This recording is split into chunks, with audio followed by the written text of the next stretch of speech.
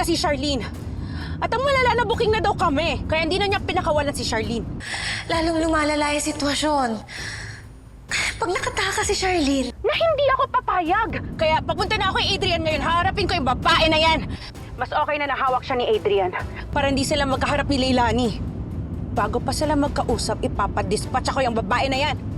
sa tingin mo papayag si Adrian na saktan mo si Charlene? Wala siyang choice dahil kung di ko yun gagawin, pares kaming sa kulungan ng bagsak. Kailangan tuluyan na mawala sa landas ko yung babae na yan. Set! Tulong! Tulungan niyo ako! Saan po? Huwag ka rito! Huwag mo ko pwede takasan! Dito! Wala! Hindi mo natakasan! Hindi mo natakasan!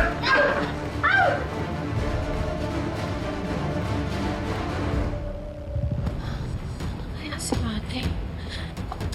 Saan na kaya yun? Sabi niya uuwi siya ng maaga pagkatapos yung ipagkita kay attorney.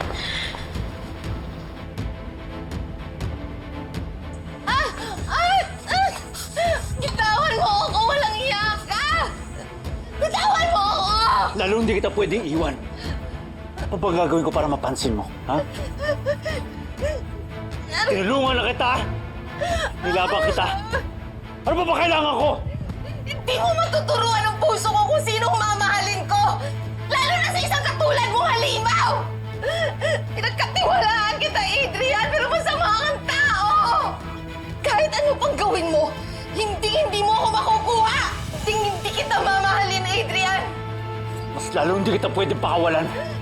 Isasama kita sa impyerno. Baka doon, matutunan mo akong mahalin. Bitawan mo ako! Dito! Nasasaktan ako! Ka dito! Bitawan mo ako! Bitawan mo ako! Mahimik ka! Ha? Anong oras na?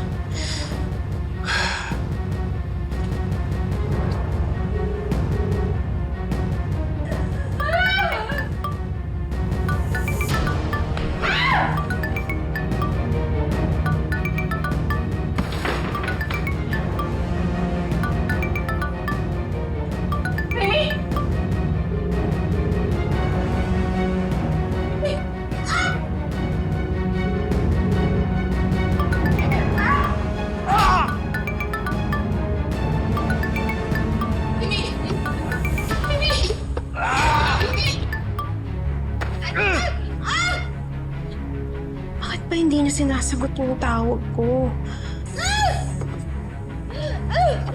Bakit di mo lang kasi tanggapin na kung pwede mo makasama habang buhay?